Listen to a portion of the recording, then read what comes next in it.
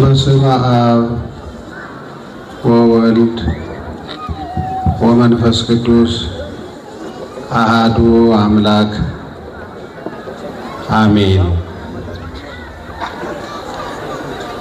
ወተጋቦትነ ይኩን በከመ ተጋቦቶሙ ለአርዳኢከ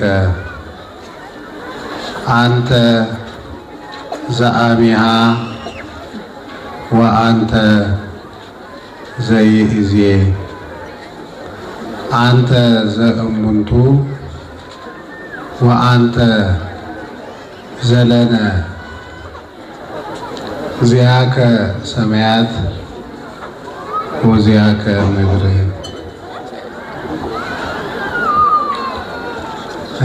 ክቡር አባታችን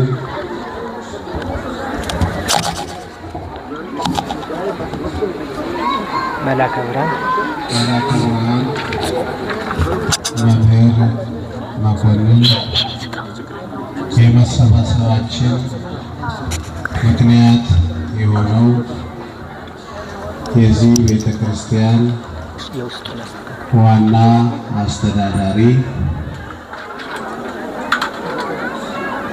በትግሃ ሌሊት በቁመት ያደራችሁ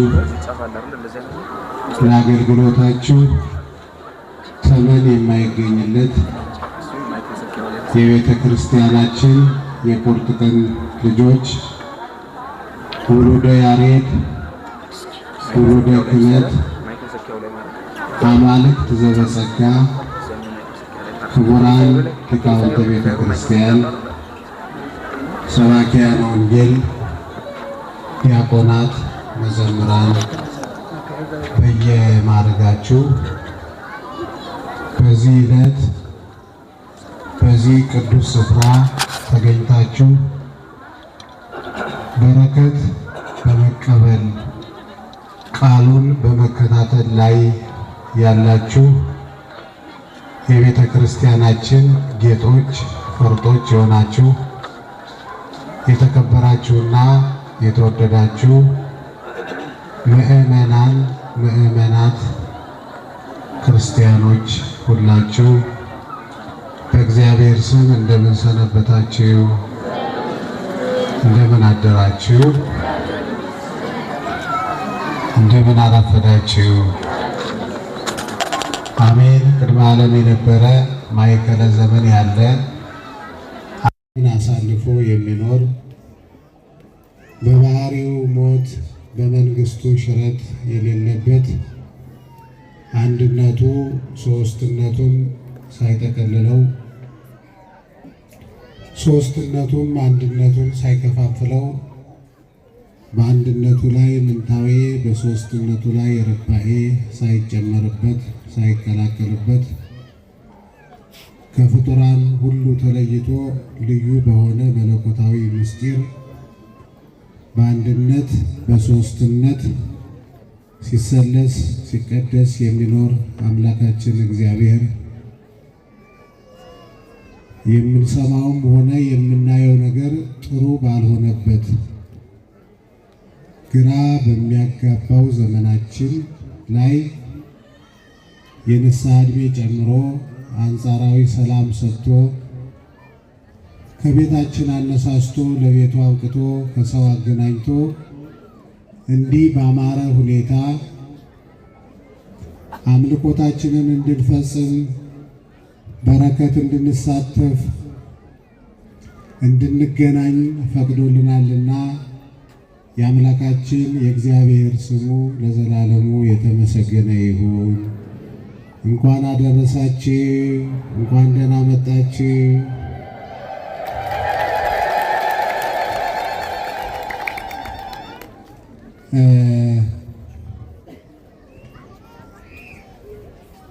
ሆሳዕና ለወልደ ዳዊት ቡሩክ ዘይመጽእ በስመ እግዚአብሔር ሆሳዕና በአርያም።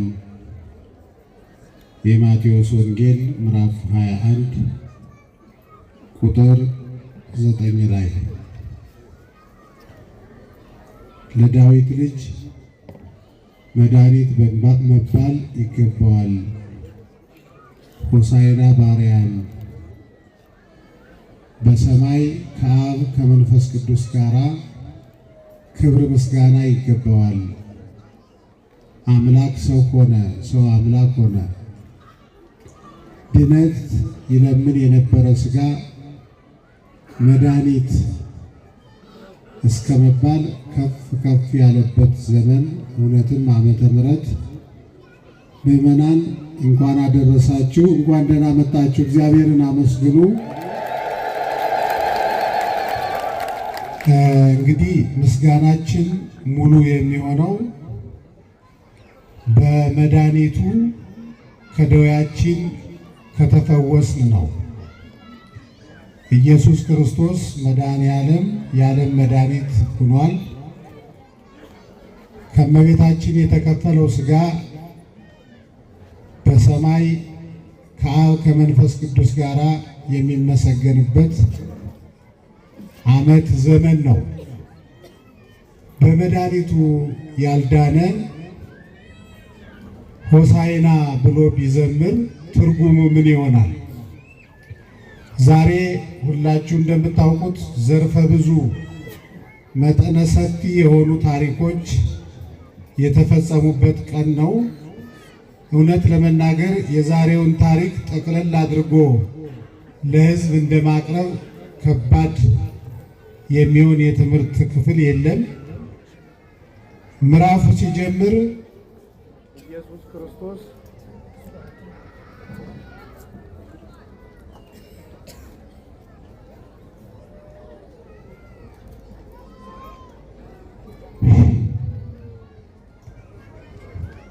ወቀሪቦ እግዚእ ኢየሱስ ኢየሩሳሌም በደረሰ ጊዜ በዕፀ ቤተፋጌ እንተገቦ ደብረ ዘይት ከዚያ ደረሰና ወእምዝ ፈነወ ክልኤተ ማርዳይሁ ዮሐንስንና ጴጥሮስን እንዲህ ብሎ ላካቸው። ሁሩ ሀገረ ዘቅድሜክሙ ወደፊት ወዳለው ሀገር ሂዱ። ወይተ ጊዜ ትረክቡ እድግተ ስርተ ምስለ እዋላ የታሰሩ አህዮች ታገኛላችሁ። ፍትሕዎሙ ወአምጽእዎሙ ሊተ ፈታችሁ አምጡልኝ አላቸው ይላል። የዛሬው ቀን የመፈታት ቀን ነው። ጴጥሮስና ዮሐንስ እስከ ዕለተ ምጽአት የሚነሱ መምህራንን ይወክላሉ። ታስረው የነበሩ በኋላ በነ ጴጥሮስ የተፈቱ አህዮች ደግሞ እስከ ዕለተ ምጽአት የሚነሱ ምዕመናን ከአባቶቻቸው ከካህናት የሚያገኙትን አገልግሎት የሚወክል ነው። እንደምታዩት ወይም እንደምትሰሙት ንባቡ የታሰሩትን ፈታችሁ አምጡልኝ። እነዚህ ሁለት አህዮች በሌባ ተሰርቀው የሆነ ጫካ ውስጥ የታሰሩ ነበሩ። የሰረቃቸው ሌባ በርቀት ይጠብቃቸዋል። የሌላ ሰው ገንዘብ ናቸው። እግዚኦሙ ይፈቅዶሙ በሏቸው፣ ባለቤታቸው ይፈልጋቸዋል ብላችሁ ንገሯቸው፣ መጠየቃቸው አይቀርም።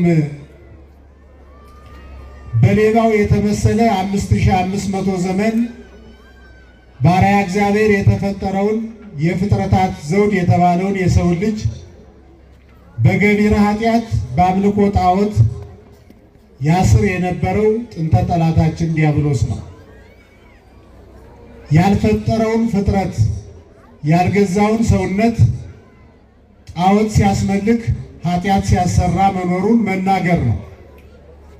የቤተ ክርስቲያኒቱ ሰልፍ ከጥንት ጠላታችን ከዲያብሎስ ጋር ነው።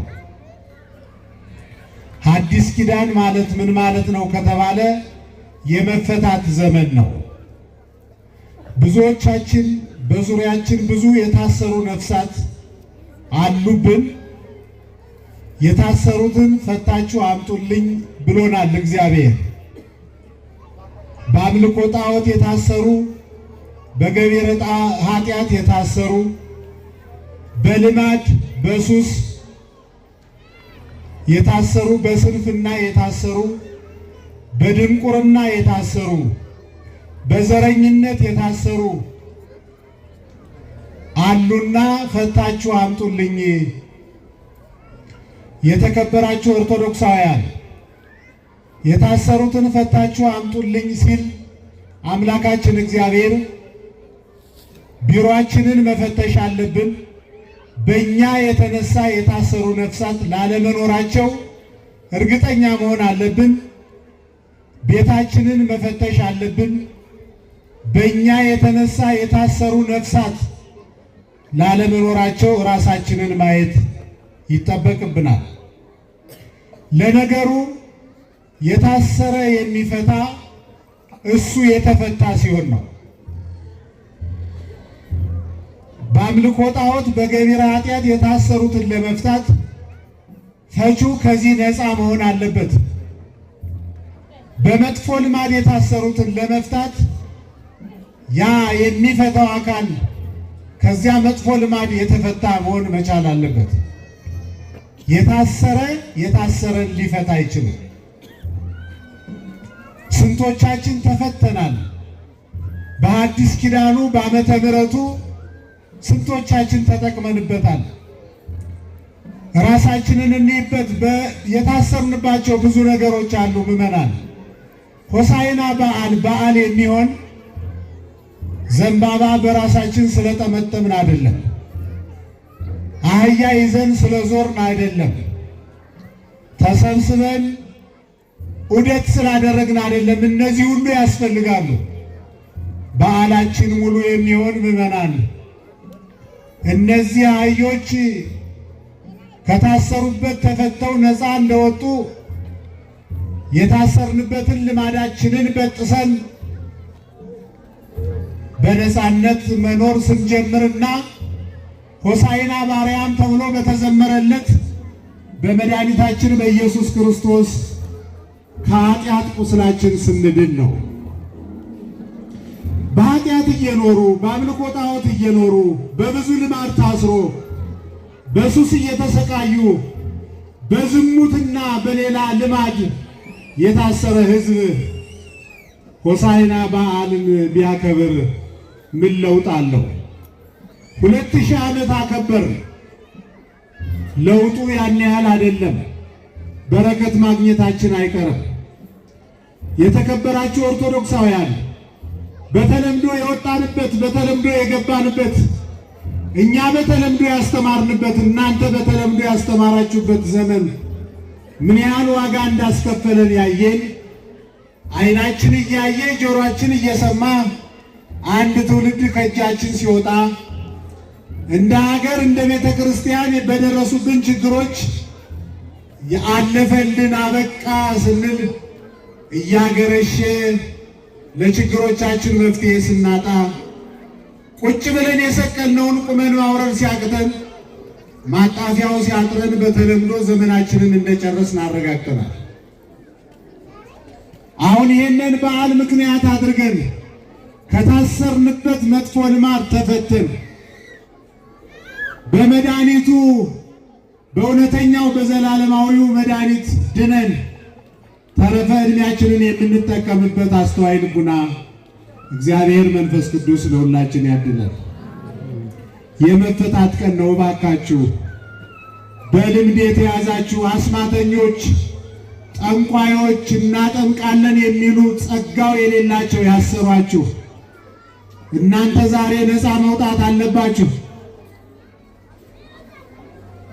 ፈቃደ ሥጋ ተብትቦ ያሰራችሁ ልማድ ሆኖባችሁ እየተነገራችሁ እየተሰበካችሁ መላቀቅ ያቃታችሁ ጆሮ ዳባ ልበስ ያላችሁ እየተማራችሁ የደነቆራችሁ በዓላችን በዓል የሚሆን ከሱ ልማድ ስንፈታ ነው። የኛ አምላክ የኛ ጌታ የታሰሩትን ፍቱልኝ አለ። የሐዋርያት ስራዬ ነው። ፍቱልኝ፣ ሕዝቤ በብዙ ነገር ታስሯል። ሲወጣ ሲገባ አይታችሁ፣ ነጭ ልብስ ለብሶ አይታችሁ፣ ሲመላለስ አይታችሁ ጤነኛ እንዳይመስላችሁ። ባለ ትዳሩ አርፍበታለሁ ብሎ የጀመረው ትዳሩ የእግር እሳት ሆኖ ፈጅቶታል። እባካችሁ ድረሱለት፣ ፍቱት። ብቸኛው ብቸኝነቱ አልቀደስለት አልባረክለት ብሎ ረክሶ ሀገር ቤተ ክርስቲያን ዋጋ አስከፍሏል። ከዚህ በላይ መታሰር የለም። ቤተ ክርስቲያናችን መድኃኒተ ሥጋ ወነፍስ ሁና ይህንን መድኃኒት በነፃ እያደለች ሕዝባችን በሌላ በማናውቀው አካል ተተብትቦ ታስሮ ገንዘቡን ሞራሉን ሙልጭ አርጎ ሽጦ በልቷል። ምዕመናን የታሰሩትን ፈታችሁ አምጡልኝ።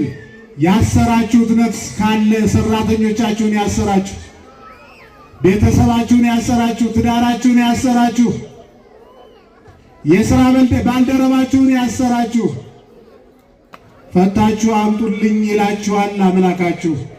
ፍቷቸው፣ ነፃ ይውጡ። ሌላ አካል አስረን እኛ ነፃ ልንሆን አንችልም። በእኛ ሰበብ የታሰሩ ነፍሳት ካሉ ዛሬ ነፃ ልናወጣቸው ይገባል። እግዚአብሔር እኛን ነፃ እንዲያወጣ አብይ ጾምን እንደ አቅማችን ጾመን ሕማማት ደርሰናል። የአሁኑ ሕማማት የሞት ሽረት ጾማችን ነው። ወይ የምራችንን ጾመን የእግዚአብሔርን ምሕረት የምንቀበልበት፣ ወይ እግዚአብሔር አይበለውና ከዚህ የባሰ ነገር የምንሰማበት የሞት ሽረት ጾማችንን ለመጾምና ይቅርታ ለተዋህዶ ምሕረት ለኢትዮጵያ ለመቀበል የታሰሩትን መፍታት፣ ከታሰርንበት ልማድ መፈታት ያስፈልጋል። ኢየሱስ ክርስቶስ የታሰሩትን ፍቷቸው ካለ በኋላ ልቀቋቸው አላለም። ከአንዱ ሌቦች ያሰሯቸው አህዮች ጴጥሮስና ዮሐንስ ከፈቷቸው በኋላ ቢለቋቸው ጅብ ይበላቸዋል። ወደ ማን መምጣት አለባቸው? ወደ እግዚአብሔር መምጣት አለባቸው። የታሰሩትን መፍታት፣ ወደ እግዚአብሔር ማምጣት፣ ወደ ቤተ መቅደሱ ማምጣት፣ መንፈሳዊ ተሳትፎ እንዲያደርጉ ማድረግ አለብን። መንፈሳዊ ተሳትፎ የማታደርጉ ቆርባችሁ የማታውቁ ግን ቅዳሴ ሲታጎል ሰላማዊ ሰልፍ የምትወጡ፣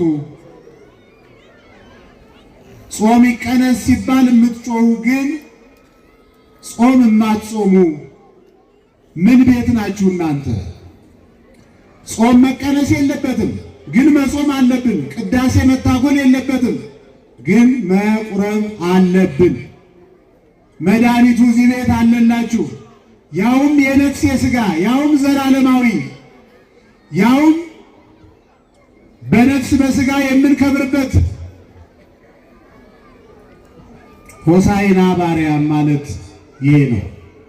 የሆሳዕና ሳንቆርብ ሆሳዕናን ማክበር፣ የትንሣኤ ሳንቆርብ ትንሣኤን ማክበር ዋጋ አስከፈለን። ምዕመናን ይኸው ይህን ታላቅ ጾም እየጾም እዚህ ደርሰናል።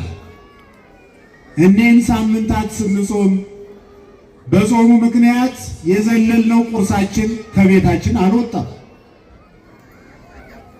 ሰብስበን ዶሮ ልንገዛበት አስበናል። በመንገድ የተቀመጡ ነዳያን ደግሞ ጮሁና ጽርሐ ነዳያን አውያተ ግፉዓን እግዚአብሔር ፊት ደረሰ። የነሱ ጩኸት እግዚአብሔር ፊት ስለደረሰ የምንፈልገው ሰላም በምንፈልገው ጊዜ ሳይረጋገጥ እንዲሁ እንወጣለን እንገባለን። ጴጥሮስና ዮሐንስ የታሰሩትን ፈቱ። ያሰራቸው ሌባ ተከራከራቸው። ለምን ትፈታላችሁ አላቸው። ዋጋ ከፈሉ። ፈቱና አመጡለት። ኢየሱስ ክርስቶስ ሲያመጡለት ተቀመጠባቸው። ይሰማችኋል ምዕመናን? ኢየሱስ ክርስቶስ የሚያድር ከኃጢአት፣ ከክደት፣ ከአምልኮ ጣዖት፣ ከገቢረ ኃጢአት፣ ከልማድ፣ ከሱስ በተፈቱ ምዕመናን ላይ ነው። እግዚአብሔር መፍቀሬ ኃጢአት አይደለም። ኃጢአት እየሰራን ሊያድርብን አይችልም። በአህዮች ላይ የተቀመጠ ከተፈቱ በኋላ ነው፣ ነፃ ከወጡ በኋላ ነው። እግዚአብሔር በዚች ቤተ ክርስቲያን አድሮ ብልጫዋን በዓለም ማሳየት የምንችል ከታሰርንበት ልማድ ዘረኝነት ነፃ ስንወጣ ነው። እግዚአብሔር ያሳያችሁ።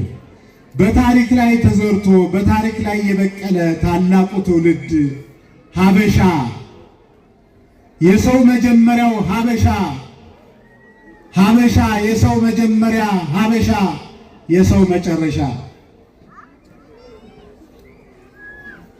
የሀገሩ የወንዙ ልጅ ጠላት መስሎ ታይቶት በወርቅ ቀለም የተጻፈውን ታሪኩን ጥቁር ቀለም ሊቀባ የተዘጋጀ ሀበሻ፣ ከወንዙ ከሀገሩ ልጅ ጋር ተባልቶ ሊያልቅ ታሪኩን ሊያጎድፍ ያሰበ ሀበሻ።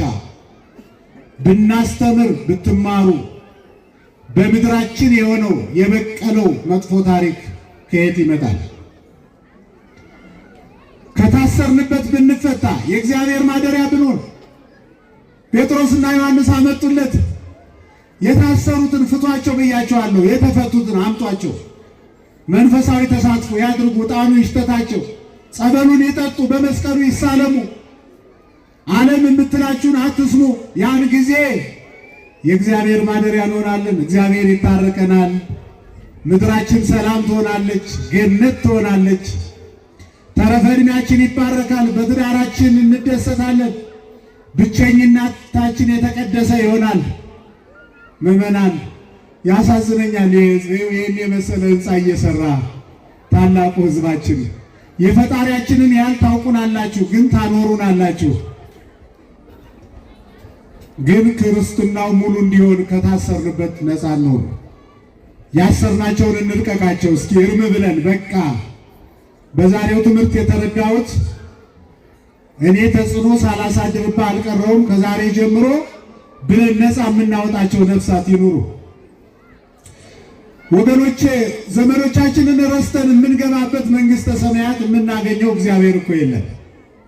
ነዳያን መንገድ ላይ ሲጠይቁን እባክህ ቅዳሴ ያመልጠኛል ብለን ትተናቸው መጣን። ማህሌት ልቆም ነው ብለን ትተናቸው መጣን።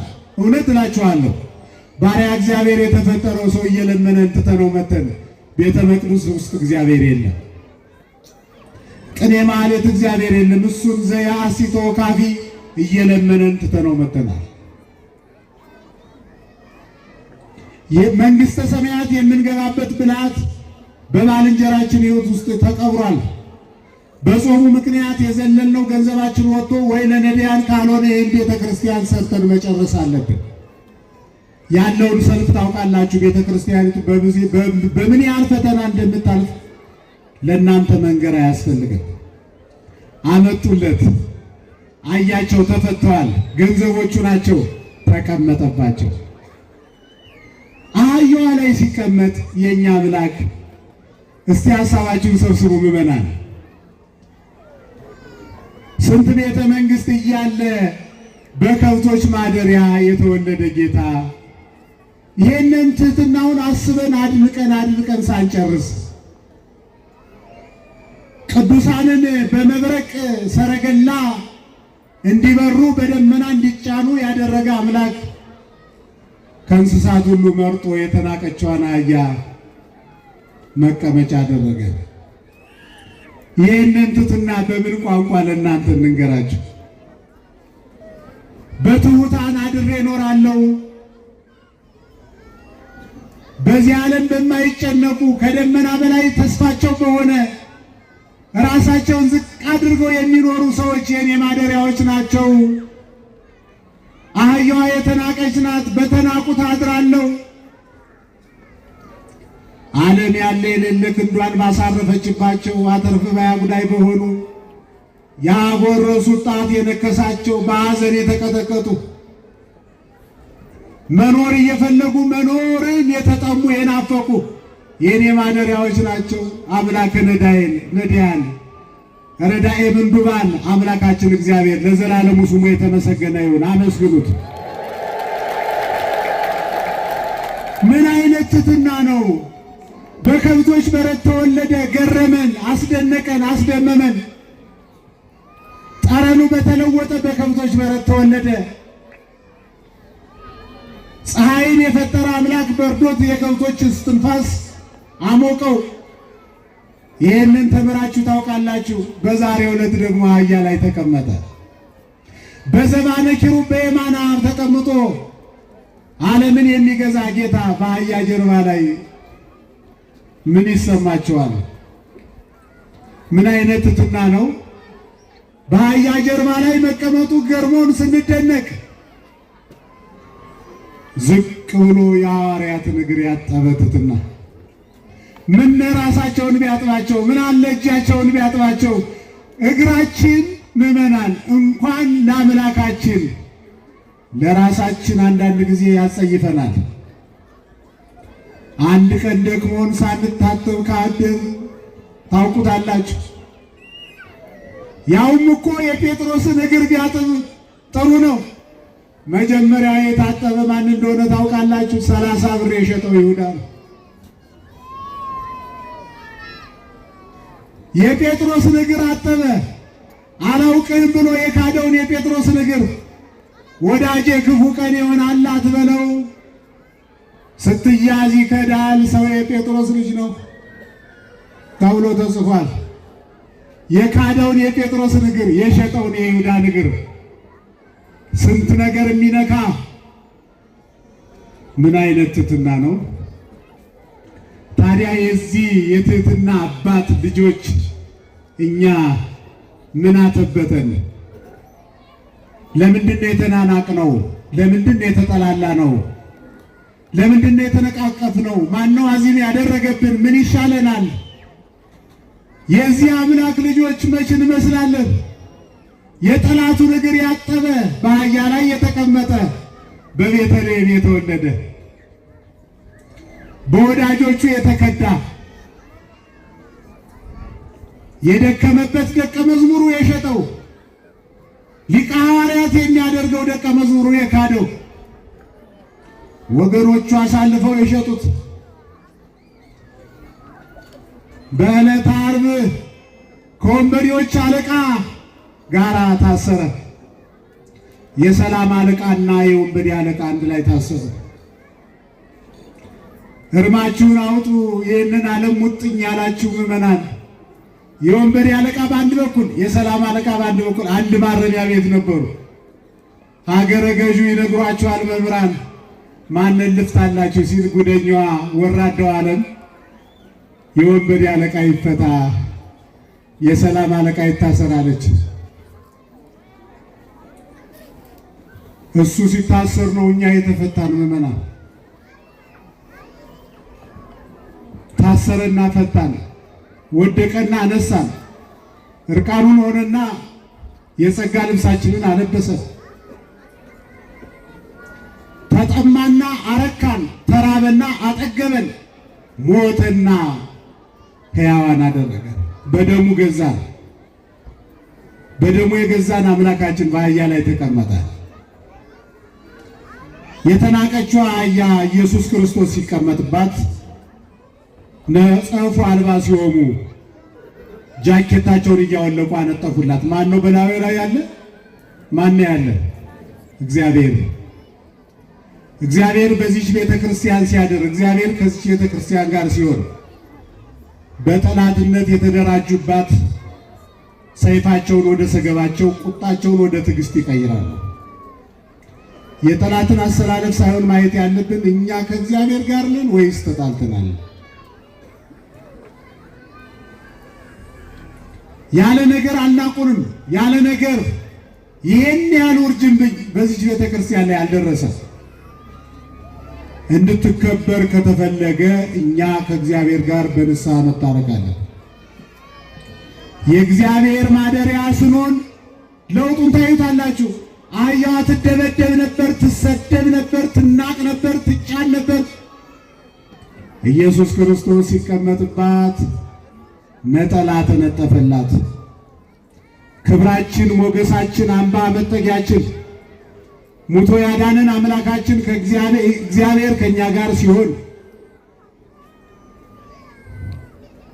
ሊያዋርዱን ያሰቡ ሰዎች ማክበራቸው አይቀርም።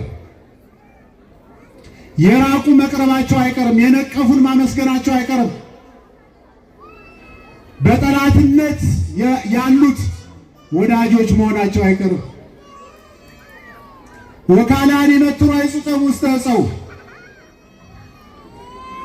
ዘንባባ እየገነጠሉ በምድር ላይ አነጠፉ። አህያዋ ከበረች፣ የተሸከመችው አከበራት። የሚያከብረን የኛ ዝግጅት አይደለም፣ እግዚአብሔር በእኛ ሲያድር ጸጋውን ሞገሱን ሲሰጠን በጾም በጸሎት ስንበረታ ዓለም እግራችን ስር ይመጣል። አሁን ግን ትከሻ ለትከሻ ተነካክተናል። የምታዩት የምትሰሙት ሁሉ ጥሩ አይደለም። ነፍሳቸውን አስይዘው አባቶቻችን ያቆዩን ቤተክርስቲያን በእኛ ዘመን ችግር እንዳይገጥማት እባካችሁ ከእግዚአብሔር ጋር እንታረቅ፣ እናስከብራት። በትዳራችሁ ባልጋችሁ ጽንስ አስወርዳችሁ አስማት ቀብራችሁ በብቸኝነታችሁ እየረከሳችሁ አገር ትውልድ ዋጋ ያስከፈላችሁ ወንድሞች እህቶች ተመለሱልን። በአቡነ አረጋዊ ስም እንለምናቸዋለን።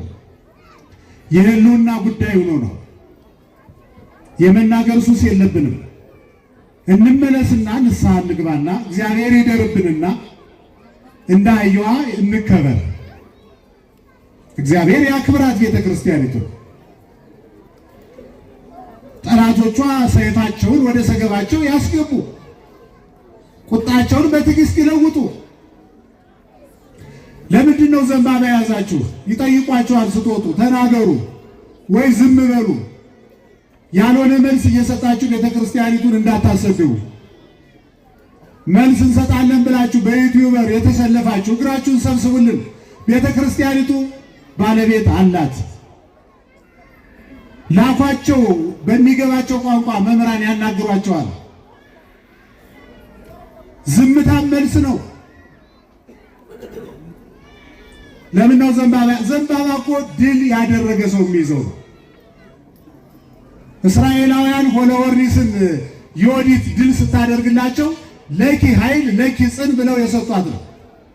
አንቺ ድል አድርገሻል፣ ዘንባባ ይገባሻል ብለው ዮሐንስ በራእዩ እንዳየው ከታላቁ መከራ የመጡ ዘንባባ ይዘው ለታረደው በግ ምስጋና ሲያቀርቡ አይቷል። ድል ያደረጉ ሩጫቸውን የጨረሱ ሃይማኖታቸውን የጠበቁ ማጌጫ አይደለም። ድል አድርገናል ወይ ነው እንጂ ዛሬ ይሄም ገበያ ሆኖ ቤተክርስቲያኒቱ ያልባረከችው ዘንባባ እየተሸጠ ነው። ስገባ ይቻላል። ሁሉም ገበያ ሆኗል። ምን ያልተሸጠ ነገር አለ ለመሆኑ? እሱማ ባለቤቱ ተሽጦ ማን ሳይሸጥ ይቀራል? በደቀ መዝሙሩ ተሽጦ ፊደሏ ሁሉ ተሸጠች። ወንጌል ተሸጠች፣ ተበላች፣ ተቆርጥማ። ዜማው ተሸጠ። ሆለወርኒስን ድል ስታደርግ ዮዲት ዘንባባ ይዘው እስራኤላውያን አመሰግኗት። ድል የማድረግ ምልክት ነው። ፈቃደ ሥጋን ድል ያደረገ በሥጋው ላይ የሰለጠነ ክርስቲያናዊ ግዴታውን የተወጣ ሲይዘው ያምርበታል። ሌላው ማመስገን ነው። የምስጋና ነው። መያዝ እንችላለን። አትያዙ እያልኩ አይደለም። አብርሃም ይስሐቅን ሲወልድ ዘንባባ ይዞ እግዚአብሔርን አመስግኗል። ይስሐቅ ያዕቆብን ሲወልድ ያዕቆብ ልጆቹን ሲወልድ ዘንባባ ይዞ አመስግነዋል። እስራኤላውያን 215 ዘመን በባርነት ኖረው ከግብፅ ሲወጡ ዘንባባ ይዘው አመስግነዋል። በጥምቀት የወለደንን አምላክ ዘንባባ ይዘን ማመስገን ጥሩ ነው። ከባርነት ከግብፅ ባርነት ነፃ ያወጣንን እስራኤል ከግብፅ ባርነት ነፃ ወጣን ብለው ከያዙት እኛ ከነፍስ ከስጋ ባርነት ነፃ ወጥተናል። ዘንባባ ይዞ ማመስገን ተገቢ ነው፣ ተገቢ ነው። ድል የማድረግ የምስጋና ሰው የመሆን ምልክት ነው። ኢየሱስ ክርስቶስ ደግሞ ከባርነት ነፃ ስላወጣን፣ ከግብፅ ከበለጠ ባርነት ነፃ ስላወጣን ሆሳዕና ብለን ዘንባባ ይዘን እናመሰግናለን። እሱ ተገቢ ነው። ግን ይኸውላችሁ ዛሬ ማለት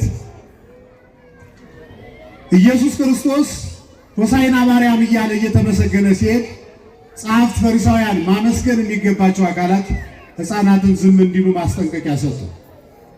የሉቃስ ወንጌል ምዕራፍ 9 ቁጥር 40 ላይ ሄዳችሁ ብታነቡት ለማርመም ሁሉ አይባን ይኬልሁ። መጀመሪያ ትልልቆች ዝም አሉ። ሕፃናት ከአንቀልባ ከጀርባ እየወረዱ እግዚአብሔርን አመሰገኑት። ሕፃናት ዝም እንዲሉ ተደረገ። ግዕዛን የሌላቸው ደንጋዮች እግዚአብሔርን አመሰገኑ። እስቲ እግዚአብሔርን አመስግኑ ሁላችሁ። አንድ ነገር ልንገራችሁ ምዕመናን፣ እምቅድመ ይፍጥር መላእክተ ለቅዳሴ የተጸራ ስብሐተ አብ ወወልድ ወመንፈስ ቅዱስ። መላእክትን ከመፍጠሩ በፊት የሥላሴ ባህሪው ምስጉን ነው። ብዙዎቻችን ማመስገን ሲገባን አልችል ብለን ምስጋናው ለልጆቻችን ተሰጥቷል። ልጆቻችን እምቢ ቢሉ እግዚአብሔርን የሚያመሰግነው አለ። በበረሃ የወደቁ ባይታውያን መላእክት 24 ሰዓት የሚያመሰግኑት ነው። እየተመሰገነ ሲሄድ ግን የሉቃስ ወንጌል ምዕራፍ 9 ቁጥር 41 ወሶበሪያ ለሀገር በከየ ላይ ሊያ ይላል። ሀገሪቱን አይቶ አለቀሰ። በሀገሪቱ ሰዎችን መናገር ነው ምዕመናን። በኢየሩሳሌም የሚኖሩ ሰዎችን አይቶ አለቀሰ። ዮም ኃይለ ሳይልኪ የምትድኝበት ሰዓትሽ ነበረ ወያይ መርኪ አላወቅሽም፣ እድሉን አልተጠቀምሽበትም ብሎ የኢየሩሳሌም ሰዎች አለቀሰላቸው። አሁን ሂሳቡ ምንድን ነው? ወደ ኢትዮጵያ ቢመጣ ይደሰታል፣ ያለቅሳል። ወደ ተዋህዶ ቤተክርስቲያን አማኞች ቢመጣ ያለቅሳል፣ ይደሰታል። ሂሳቡን እየሰሩ ሲሆን ነው ጥሩ የሚሆን። ኢትዮጵያን አይቶ እንዳያለቅስ፣ ተዋህዶን አይቶ እንዳያለቅስ ክርስቲያናዊ ግዴታችንን የምንወጣበት አስተዋይ ልቡና ለሁላችን ያድለን። ተረፈ መዓልቱን ይባርክልን። ከበዓሉ በረከት ያሳትፈን። ወስብሐት ለእግዚአብሔር።